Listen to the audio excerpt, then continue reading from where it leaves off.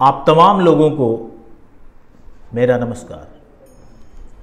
मुझे नहीं पता कि मैं जो आज कुछ कहने वाला हूँ उसमें से कितनी चीज़ें आप पॉजिटिव लेंगे, कितनी चीज़ें नेगेटिव लेंगे, मुझे नहीं पता। मैं तो बस अपनी बात रख रहा हूँ। हमारे समाज में रहने वाले हर धर्म, हर एक वर्ग के लोगों में प्राचीन भारत का स्वरूप आधुनिक भारत से बिल्कुल अलग कैसे हो गया, यही नहीं समझ पा रहा हूं। पर इतना जरूर समझ पा रहा हूं कि समाज में जिनके कंधे पर या जिन्होंने खुद को समाज के सबसे अगले पंक्ति में रखा, खुद को समाज के अंदर एक दूसरे से जोड़कर रखने की जिम्मेवारी ली, आज अपने पथ से भिन्न कैसे हो गए। जी, मैं बात कर रहा हूं ब्राह्मण समाज के बारे में। आइए आज हम इसी विषय पर आपस में चर्चा करते हैं। ऐसी मान्यता है कि भगवान ब्रह्मा से इनकी उत्पत्ति हुई और ये सभी ब्राह्मण देवता उन्हीं भगवान ब्रह्मा के वंशज हैं। संस्कार, संस्कृति के रक्षक आज इतना ज्यादा उपेक्षित क्यों? जिसने सैकड़ों हजारों वर्ष पूर्व से एक दूसरे को सिर्फ जोड़ने और संस्कारित करने का कार्य किया, आज वही समाज जिसका न तो कोई राजनीतिक नेतृत्व रहा, न ही वह अपने पौराणिक कर्मकांडों के प्रति गंभीर भी है, सब कुछ बदल गया। हो सकता है समय के बदलते स्वरूप के साथ साथ विचारों का बदलना स्वाभाविक है। आम मानवों में समय के साथ बदलने की इस दास्तान ने बदलाव की इस कड़ी पर इतना हावी हो गया कि रहन सहन, पहनावा ओढ़ावा, धर्म कर सब पर भारी पड़ता चला गया। एक एग्जाम्पल देकर के हम आपको बताना चाहेंगे कि हमने अपने संस्कारों को कहां कहां बदला और कैसे कैसे समय ने हमको बदलने पर मजबूर कर दिया। आश्रम या गुरुकुल आज कॉन्वेंट में बदल गए। पहनावा ओढ़ावा के हमारा धोती और साड़ी का संस्कार फटी हुई जींसों में आकर के फंसा हुआ है। पीत वस्त्र अब अपने दिन गिनने पर मजबूर हैं, नामो निशान मिटने को है उनका। मंत्रोच्चारण जो ब्राह्मणों का मुख्य अंग हुआ करता था, मुख्य संस्कार हुआ करता था, आज वो रिकॉर्डिंग के माध्यम से, कलाकारों के माध्यम से घरों में रखे होम थिएटर पर बजा करके सुनते भी हैं या ना सुनते हैं पता नहीं। पंचांग वो भी इंटरनेट पर बता रहा है। घरों में संध्या बत्ती होता था जो अब बल्ब के स्विच पर टिका है। दान दक्षिणा पेशा का स्वरूप ले लिया। संतुष्टि जो ब्राह्मणों की एक ताकत होती थी अब लोभ में परिवर्तित हो गई है। आशीर्वचन तो अब जलनशीलता में बदल गई।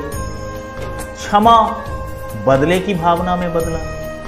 पूजा अब आडंबर में बदल गया। ऐसे न जाने कितने सारे चीज हैं जो हमने जिसे छोड़ा है, हमने जिसे छोड़ करके इस आधुनिक भारत का हिस्सा बनने की कोशिश की है। ये तमाम परिवर्तन का एकमात्र कारण है आधुनिकता के इस दौर में खुद को अग्रणी बनाए रखना। मतलब हम जितना विकसित होते गए, हमारा संस्कार उतना ही हमसे दूर जाता चला गया। अब तो स्थिति यह है कि हम अपने बच्चों को इतना भी संस्कार नहीं दे पा रहे या जानकारी देते कि मां सीता कौन थी, किसकी पुत्री थी, अयोध्या के राजा कौन थे, राजा दशरथ के कितने पुत्र थे, इत्यादि इत्यादि जैसी छोटी छोटी जानकारियां भी हम अपने बच्चों को नहीं दे पा रहे। यह बेहद अफसोसजनक बातें हैं। आप अपनी आत्मा से पूछिए। जी हां, आप अपनी आत्मा से पूछिए, एक बार पूछिए कि आप अपने बच्चों को कितना संस्कार दे पा रहे हैं। उन्हें तो अब अपना मूल गोत्र तक पता नहीं है। जिस समाज ने समाज के हर एक तबके को, मनुष्य के जन्म से लेकर मृत्यु तक में समाज के हर एक निचले तबके को जोड़ने का पूर्ण प्रयास किया, उसका भी एक उदाहरण मैं दिखाता हूं आपको। मनुष्य के जन्म से लेकर मरण तक की स्थिति में बहुत सारे ऐसे संस्कार होते हैं जिस संस्कार में समाज के हर एक तबके को जोड़ा गया। जन्म के समय में जिसे किसी को आपत्ति नहीं होनी चाहिए, चूंकि ये सामाजिक बात हम कर रहे हैं, इस पर हम जातिगत नाम लेंगे, उससे पहले हम क्षमा भी चाहेंगे। जन्म के समय चमार यानी राम समाज की महत्ता दी। हिंदू संस्कारों में चाहे वो मुंडन हो, उपनयन हो, उसमें ठाकुर का महत्व है, नाई समाज का। पूजन अर्चन में फूल माला तक के लिए, जिसे भगवान के सर पे रखते हैं, उनके पांव में, उनके शरण में जाते हैं, जिस फूल माला की ताकत को लेकर के हम उनसे पूजा अर्चना करके अपनी मन्नतें मानते हैं, या अपने समाज की भलाई की बात करते हैं, या अपने बच्चों की भलाई के लिए कुछ भी कहते हैं, भगवान से जुड़ने का जो एक कड़ी है, उस कड़ी का महत्व मालाकार समाज को दिया गया। शादी विवाह के अनेकों विधि विधान में आप देखते होंगे कि धोबी, ठाकुर, बढ़ई को जोड़ा गया। जैसे आप जनेऊ या उपनयन संस्कार में खड़ाव या छाता के लिए बढ़ई समाज के पास पहुंचते हैं। इतना ही नहीं, मनुष्य के जीवन के अंत काल में मृत्युपरांत डोम के हाथों अग्निदान देने पर मुक्ति का मार्ग पाने का विधा बताकर समाज को संगठित कर चलने में कोई कोर कसर इस ब्राह्मण समाज ने नहीं छोड़ा। लेकिन आज वह इतना उपेक्षित क्यों?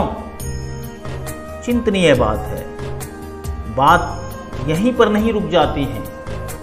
आधुनिक भारत के नवनिर्माण में भी बड़ा योगदान है इन समाजों का। शैक्षिक व्यवस्था के लिए, मंदिरों के लिए, किसी कल कारखाने के लिए, धर्मशालाओं के लिए, वृद्धाश्रम के लिए, अनाथालय के लिए, अस्पताल और न जाने किन किन चीजों के लिए, यहां तक कि कब्रगाह या मजारों के लिए भी सर्वश्रेष्ठ दान देश को समर्पित किया। और आज आप अपनी छाती ठोक कर कह सकते हैं कि हम आधुनिक भारत के जागृत नागरिक हैं। तमाम लोग कह सकते हैं, समाज के हर व्यक्ति, देश का एक एक नागरिक कह सकता है कि इस आधुनिक भारत के हम जागृत नागरिक हैं। आज पूरे देश में ब्राह्मण दिवस मनाया जा रहा है। लोग अपने समाज के उन पुरोधाओं का नाम ले रहे होंगे, जयकारा भी लगाएंगे, जिन्होंने ब्राह्मणों के असल स्वरूप को बचाने के लिए सर्वस्व न्यौछावर किया। पर एक बात जो बरसों से छूट रही है दोस्तों, एक बात छूट रही है, या जिसकी महत्ता या अहमियत हम लगभग भूल चुके हैं, वह है ब्राह्मणों का मूल संस्कार क्षमा, आशीर्वाद। आइए हम सब मिलकर इस नए भारत को नई ऊर्जा के साथ एकजुटता बनाकर समाज के हर वर्गों को प्यार, अपनापन और समानता का तरजीह देकर अपने बच्चों को नया संस्कार देने का संकल्प लें। समाज आपका है, समाज के हर लोग आपके हैं, यह देश आपका है, संस्कृति के अहम हिस्सा हैं आप। नफरतों की दीवार को तोड़कर एक संस्कारवान, संस्कृतिपूर्ण, भेदभाव रहित समाज की कल्पना करें और अपनी जिम्मेदारी का एहसास करते हुए एक संकल्प लें कि हमें एक नए समाज का निर्माण करना है। हम एक ऐसे विकसित समाज का निर्माण करना है जहां हमारी श्रेष्ठता हमें, हमारी बुद्धिमत्ता हमें, हमारे संस्कार हमें पूजनीय कहलाने योग्य बनाए। बहुत बहुत धन्यवाद आपका। जय हिंद, जय भारत।